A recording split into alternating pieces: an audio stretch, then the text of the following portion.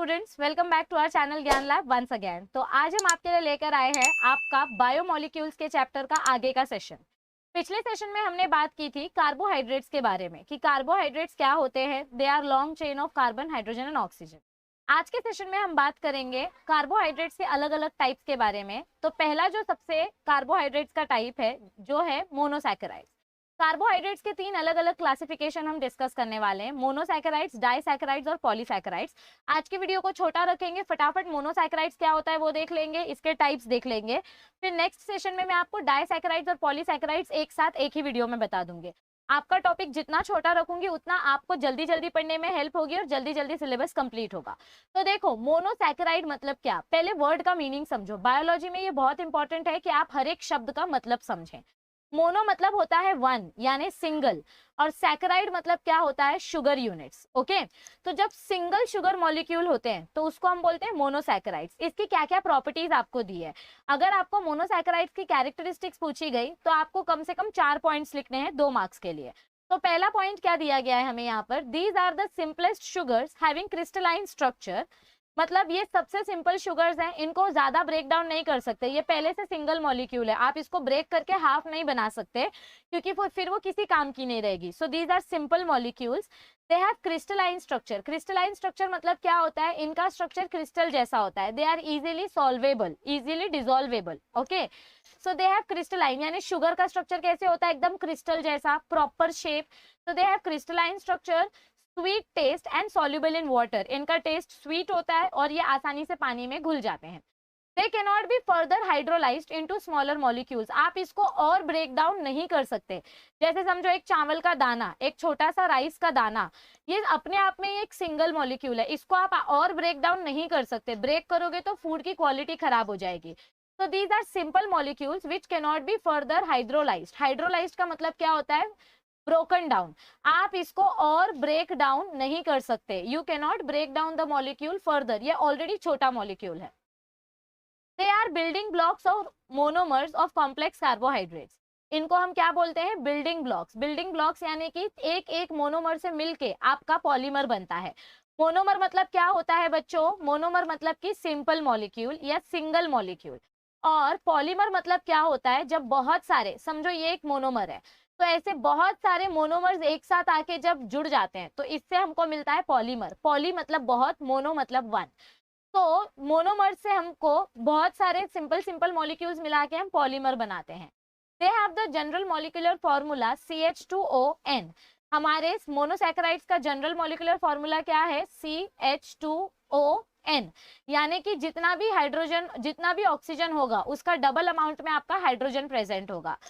Where N can be 3, 4, 5, 6 and 7। मतलब depend करता है कि आपके मोनोसैकेराइड जो है वो कितने कार्बन से बना है। 1 कार्बन से बना है, 2 कार्बन से बना है, 3 कार्बन से बना है, कितने कार्बन से बना है। एक चीज याद रखो, सबसे छोटी शुगर 3 कार्बन की होती है मोनोसैकेराइड्स में, और सबसे बड़ा मोनोसैकेराइड 7 कार्बन का होता है। तो N की वैल्यू 3 से लेके 7 तक कितनी भी हो सकती है। They can be classified as, अगर 3 कार्बन से ये शुगर बनी है तो उसको हम बोलेंगे ट्रायोस। कुछ नहीं समझना है, एक कॉम्प्लिकेटेड नहीं करना है, बिल्कुल टेंशन मत लो। हम सिंपल शुगर की बात कर रहे हैं, एक सिंगल शुगर की बात कर रहे हैं। सिंगल शुगर मतलब सिर्फ एक शुगर मॉलिक्यूल जो अलग अलग कार्बन से बनी है। अगर 3 कार्बन से ये शुगर बनी है तो उसको बोलेंगे ट्रायोस, अगर 4 कार्बन से बनी है तो टेट्रोस, अगर 5 कार्बन से बनी है तो पेंटोस, 6 कार्बन से बनी है तो हेक्सोस, और 7 कार्बन से बनी है तो हेप्टोस। आपको इन पांचों टाइप की शुगर का एक एक एग्जाम्पल याद रखना है और उसको 5 टाइम्स लिखकर प्रैक्टिस करना है। क्योंकि बहुत सारे बच्चे जो उर्दू मीडियम से पढ़े हैं, हिंदी मीडियम से पढ़े, मराठी, सेमी इंग्लिश मीडियम से पढ़े हैं, उनको ये सारी चीजें याद रखने में बहुत डिफिकल्ट होती है। बायोलॉजी बहुत इंटरेस्टिंग सब्जेक्ट है लेकिन बहुत ही ज्यादा थियोरिटिकल सब्जेक्ट है। आप जितना स्पेलिंग लिख के प्रैक्टिस करोगे ना बच्चा, आपके बोर्ड्स में उतने अच्छे मार्क्स आएंगे। तो आप अभी इसलिए मत पढ़ो कि आपको 11वीं के लिए पढ़ना है, आप बोर्ड्स के हिसाब से पढ़ो। ओके, तो आपको हर एक स्पेलिंग 5-5 बार लिख के प्रैक्टिस करनी है। So they can be classified as triose, tetros, pentose, etc. according to the number of carbon atom। जितने कार्बन एटम से शुगर बनी है उस कार्बन एटम के हिसाब से इनका नाम रखा जाता है। As mentioned in the table 6.2। तो ये टेबल 6.2 मैंने यहाँ पर आपको बता दिया। अब आगे बढ़ते हैं नेक्स्ट स्लाइड की तरफ। तो नेक्स्ट स्लाइड में हमें क्या बताया गया है, monosaccharides containing the aldehyde group are classified as aldoses while those with ketone group are classified as ketosis। आपने केमिस्ट्री में पढ़ा होगा, केमिस्ट्री का जो 14th चैप्टर है उसमें आपने अलग अलग फंक्शनल ग्रुप पढ़े होंगे। क्या पढ़े होंगे उसमें आपने? अलग अलग फंक्शनल ग्रुप। तो एक फंक्शनल ग्रुप होता है अल्डिहाइड यानी CHO, और एक फंक्शनल ग्रुप होता है कीटोन। एक फंक्शनल ग्रुप कौन सा होता है? कीटोन, और एक होता है अल्डिहाइड। जिस शुगर मॉलिक्यूल के एंडिंग में CHO ग्रुप दिखाई देता है उस शुगर को हम बोलते हैं अल्डोज। उस शुगर को हम क्या बोलते हैं? अल्डोज। और जिस शुगर मॉलिक्यूल में हमको ऐसा बॉन्ड दिखाई देता है उस शुगर को हम बोलते हैं कीटोज। क्या बोलते हैं उसको? हम कीटोज। जिसका एक सिंपल एग्जांपल मैं आपसे डिस्कस करती हूँ। देखो, ग्लूकोज मॉलिक्यूल का मॉलिक्यूलर फॉर्मूला आपको क्या पता है? ग्लूकोज 6 कार्बन से बनता है, C6H12O6, और फ्रुक्टोज भी 6 कार्बन से बनता है। ग्लूकोज भी 6 कार्बन से बनता है, फ्रुक्टोज भी 6 कार्बन से बनता है। लेकिन दोनों में फर्क क्या है? दोनों में क्या डिफरेंस है जिसके वजह से हम इसको ग्लूकोज बोलते हैं और इसको फ्रुक्टोज बोलते हैं? तो पहला डिफरेंस क्या है दोनों में कि ग्लूकोज के अंदर अल्डिहाइड ग्रुप है, इसीलिए ग्लूकोज को अल्डोज शुगर बोला जाता है। क्या बोला जाता है? अल्डोज शुगर। और फ्रुक्टोज के पास कीटोन ग्रुप है, इसीलिए फ्रुक्टोज को कीटोज शुगर बोला जाता है। सेकेंड डिफरेंस क्या है कि ग्लूकोज का जो स्ट्रक्चर है ये 6 रिंग कंपाउंड से बना है। ग्लूकोज का स्ट्रक्चर कैसा है? 6 रिंग कंपाउंड है। ग्लूकोज का स्ट्रक्चर 6 रिंग का कंपाउंड है, और फ्रुक्टोज का स्ट्रक्चर 5 कार्बन वाली रिंग का स्ट्रक्चर बनाता है। ये क्या बनाता है? 5 रिंग स्ट्रक्चर बनाता है। ग्लूकोज 6 रिंग वाला स्ट्रक्चर बनाता है और फ्रुक्टोज 5 रिंग वाला। देखो इसका डायग्राम अगर मैं तुमको आगे दिखाऊं, देखो ये ग्लूकोज का स्ट्रक्चर है जिसमें 6 रिंग्स बनी हुई हैं, और फ्रुक्टोज का स्ट्रक्चर में अगर आपको दिखाऊं, हाँ देखो इधर पे कंपैरिजन दिया गया है। ये ग्लूकोज का स्ट्रक्चर है, ये फ्रुक्टोज का स्ट्रक्चर है। इसमें 6 कार्बन की रिंग है, 1 2 3 4 5 6 कार्बन है। लेकिन रिंग्स देखो टोटल 6 बॉन्ड है। ये फर्स्ट बॉन्ड, ये second bond, third, fourth, fifth और ये 6 रिंग्स वाला स्ट्रक्चर है। और यहाँ पे सिर्फ 5, 1 2 3 4 5, और इसका छठा कार्बन यहाँ पे है, लेकिन रिंग 5 बॉन्ड से बनी है। तो ग्लूकोज और फ्रुक्टोज में क्या डिफरेंस है कि ग्लूकोज के पास एक अल्डिहाइड ग्रुप है, फ्रुक्टोज के पास कीटोन ग्रुप है। ठीक है। दूसरा डिफरेंस क्या है? ग्लूकोज का स्ट्रक्चर 6 रिंग का स्ट्रक्चर है और फ्रुक्टोज का स्ट्रक्चर 5 रिंग का स्ट्रक्चर है। ये डिफरेंस है ग्लूकोज और फ्रुक्टोज में। ओके, तो अब देखो पीछे बढ़ते हैं, वापिस पीछे जाते हैं। पीछे हमने क्या देखा था? Monosaccharides containing aldehyde. जिन मोनोसैकेराइड्स के पास CHO ग्रुप होगा उन मोनोसैकेराइड्स को हम अल्डोज बोलते हैं, एग्जांपल ग्लूकोज, जाइलोज एक्सेट्रा। और जिन मोनोसैकेराइड्स के पास ये वाला बॉन्ड देखने को मिलेगा कीटोन वाला, उनको हम बोलेंगे कीटोज शुगर। केमिस्ट्री में दिया है, एक बार अच्छे से पढ़ लेना। यहाँ पे देखो एक इंपॉर्टेंट पॉइंट क्या बताया गया है, रिड्यूसिंग एजेंट मतलब क्या? रिड्यूसिंग एजेंट मतलब क्या होते हैं? ऐसे शुगर या ऐसे मॉलिक्यूल्स जो अपने पास से हाइड्रोजन रिलीज करता है। हाइड्रोजन क्या करता है? रिलीज करता है। ऐसे मॉलिक्यूल्स को हम रिड्यूसिंग एजेंट बोलते हैं। ये भी आप केमिस्ट्री में पढ़ोगे रेडॉक्स रिएक्शन वाले चैप्टर में। All monosaccharides are reducing sugars due to presence of free aldehyde और कीटोन ग्रुप। जितनी भी मोनोसैकेराइड्स होती हैं सारी मोनोसैकेराइड्स रिड्यूसिंग शुगर है। क्यों रिड्यूसिंग शुगर बोला गया है इनको? क्योंकि इनके पास फ्री अल्डिहाइड या फ्री कीटोन ग्रुप है, मतलब ऊपर की तरफ अल्डिहाइड या कीटोन ग्रुप प्रेजेंट है, और ये अल्डिहाइड या कीटोन ग्रुप्स में से एक एक्स्ट्रा हाइड्रोजन निकाल देंगे तो भी इस स्ट्रक्चर को फर्क नहीं पड़ेगा। तो रिड्यूसिंग शुगर मतलब क्या होता है? ऐसी शुगर जिसके अंदर से हाइड्रोजन ग्रुप आसानी से रिलीज हो जाए। These sugars reduce the Benedict's reagent। Benedict's reagent, Benedict's एक साइंटिस्ट का नाम था जिन्होंने हमको ये पता करने में हेल्प की कि कौन सी शुगर रिड्यूसिंग शुगर होती है और कौन सी शुगर रिड्यूसिंग शुगर नहीं होती है।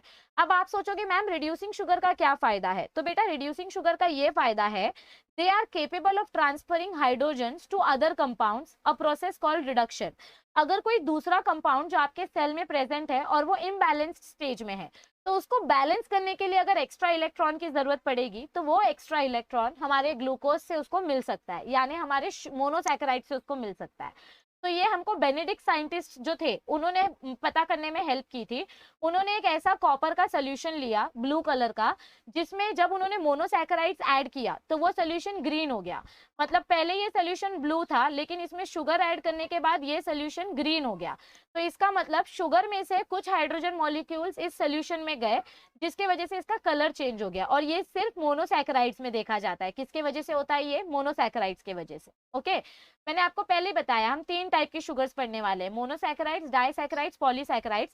आप ज्यादा टेंशन मत लो, आप सिर्फ इतना समझो सैकेराइड मतलब शुगर।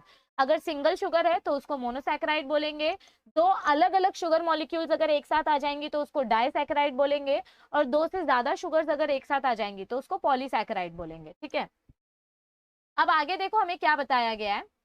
पहला मोनोसैकेराइड कौन सा है, ग्लूकोज। तो पहले मोनोसैकेराइड के बारे में हमको क्या एक्सप्लेनेशन दिया गया है, it is the most important fuel in the living cells. हमारी बॉडी के लिए एनर्जी हमको कहाँ से मिलती है, ग्लूकोज से, इसीलिए इसको हमारी बॉडी का फ्यूल बोला गया है। फ्यूल यानी कि एनर्जी, जैसे गाड़ी में पेट्रोल डालते हैं तो गाड़ी चलती है, वैसे हमारी बॉडी में ग्लूकोज जाएगा तो बॉडी चलेगी, यानी बॉडी काम करेगी। It's concentration in the human blood is about 90 mg पर 100 ml ऑफ ब्लड। कॉन्सेंट्रेशन मतलब क्या होता है, अमाउंट। कॉन्सेंट्रेशन मतलब क्या होता है, क्वांटिटी, कितने क्वांटिटी में प्रेजेंट है। तो अगर हम अपना 100 ml ब्लड निकालें तो उस 100 ml में शुगर कितना ग्राम प्रेजेंट रहेगा, 90 मिलीग्राम। कितना मिलीग्राम प्रेजेंट रहेगा शुगर उसमें, 90 मिलीग्राम, और ये नॉर्मल कॉन्सेंट्रेशन है। अगर इससे ज्यादा शुगर देखा गया तो मतलब पर्सन को डायबिटीज है, और अगर इससे कम शुगर है तो इसका मतलब पर्सन वीक है।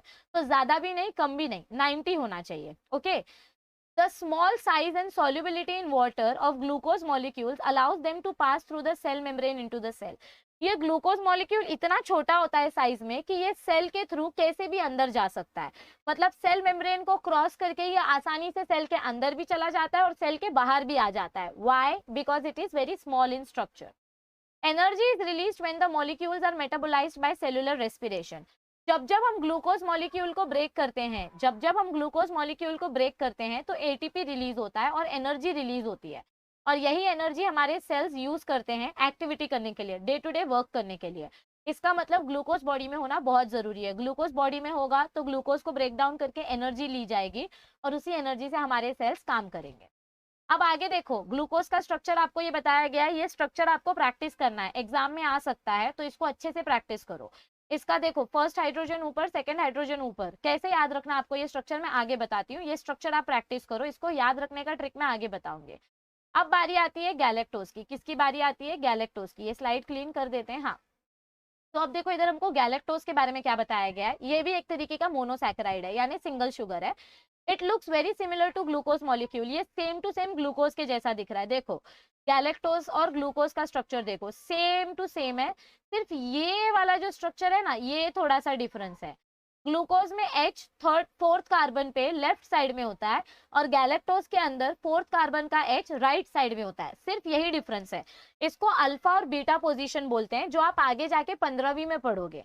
आपको अभी इसके ऊपर टेंशन नहीं लेना। हाँ, आप अभी 11th में केमिस्ट्री चैप्टर जो है ना, 14th और 15th चैप्टर, उसमें भी आप पढ़ोगे। 12th चैप्टर और 14th चैप्टर में भी आप पढ़ोगे कि अल्फा बीटा पोजीशन क्या होता है। ओके, तो ग्लूकोज और गैलेक्टोज का स्ट्रक्चर सेम है, लेकिन उनका अल्फा और बीटा का पोजीशन अलग होता है। They can also exist in alpha and beta forms. Galactose react with glucose to form the disaccharide lactose. ये गैलेक्टोज जब ग्लूकोज के साथ ऐड हो जाता है, जब हम एक गैलेक्टोज और एक ग्लूकोज को ऐड कर देंगे तो हमको क्या मिलता है, lactose. And what is lactose, lactose is our milk sugar.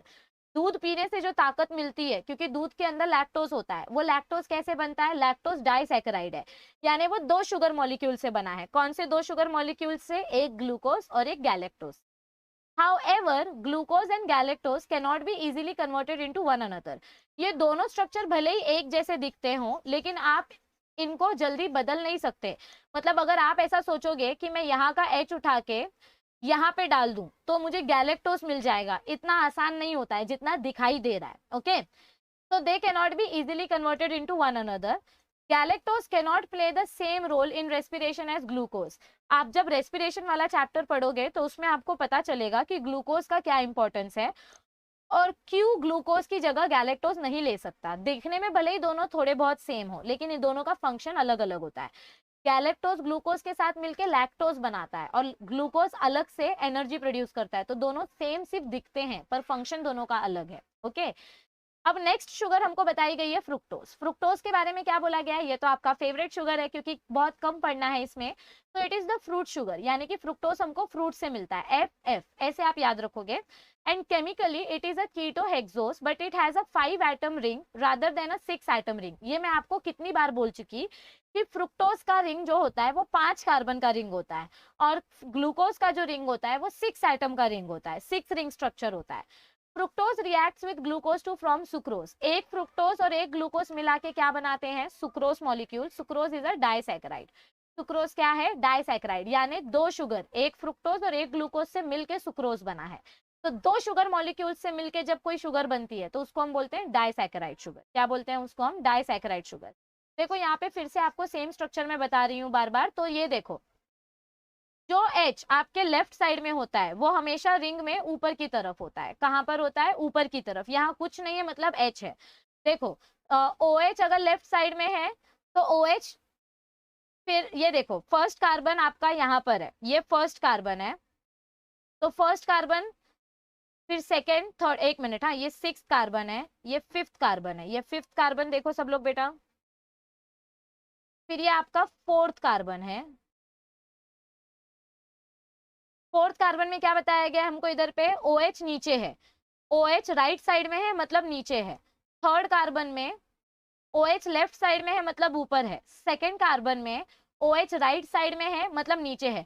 जब जब कोई मॉलिक्यूल राइट में होता है तो वो रिंग स्ट्रक्चर में नीचे ड्रॉ करते हैं, और जब जब कोई मॉलिक्यूल लेफ्ट साइड में होता है तो वो ऊपर की तरफ ड्रॉ करते हैं। सेम गैलेक्टोज और सेम फ्रुक्टोज में है।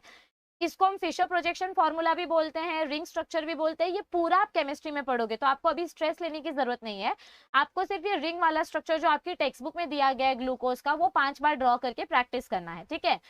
तो आई होप आपको अच्छा लगा होगा ये वीडियो देखकर। वीडियो को मैंने जानबूझकर छोटा रखा है ताकि आप जल्दी जल्दी पढ़ के जल्दी जल्दी टॉपिक खत्म कर सको और मैं जल्दी जल्दी नेक्स्ट चैप्टर स्टार्ट कर सकूं। मैं कोशिश करूंगी कि आपको मैं रोज दिन में 2 वीडियो दे सकूं। थोड़ा सा 12th का सिलेबस के ऊपर हम ज्यादा फोकस कर रहे हैं, लेकिन आपके ऊपर भी अब हमने ध्यान देना स्टार्ट किया है। आपको फिजिक्स के लेक्चर्स तो रेगुलरली मिलते ही हैं, तो अगर हमारी वीडियोज अच्छी लगती हैं तो आप हमारी चैनल को लाइक कर सकते हैं। अपने फ्रेंड्स के साथ प्लीज अभी से ये वीडियो शेयर करना स्टार्ट करो, क्योंकि बहुत बार ऐसा होता है कि बच्चों को लेट पता चलता है तो उनको फिर अफसोस रह जाता है कि काश हमको इस चॅनल के बारे में पहिले पता चला होता। तर माझी तुमच्याकडून ही विनम्र विनंती आहे की प्लीज तुमच्या मित्रांसोबत आणि तुमच्या जे कझन्स वगैरे असतील त्यांच्यासोबत प्लीज ही चॅनल शेअर करा, कारण त्यांचं पण थोडं फायदा झालं पाहिजे। आणि तुम्ही पण सबस्क्राइब करा, त्यांना पण सबस्क्राइब करायला सांगा। तुम्ही तुमच्या कॉलेजच्या ग्रुपमध्ये आमची चॅनलची लिंक पाठवू शकता, तुम्ही तुमच्या व्हॉट्सअप स्टेटसवर ठेवू शकता आमची चॅनलची link. Please follow this channel for biology and physics. तर इतर लोकांना आपोआप कळेल। हे बघा, मित्रांची मदत केली तर मित्र तुम्हाला नेहमी थँक्यू बोलतील, आणि एक खरा मित्र तोच असतो जो दुसऱ्या मित्राची मदत करेल। तो please help your friends, share this channel as much as possible. Telegram group, हमारा टेलीग्राम ग्रुप ज्वाइन करो। टेलीग्राम ग्रुप का नाम है ज्ञान लैब क्लास 11, ज्ञान लैब क्लास 11, ये हमारे टेलीग्राम ग्रुप का नाम है।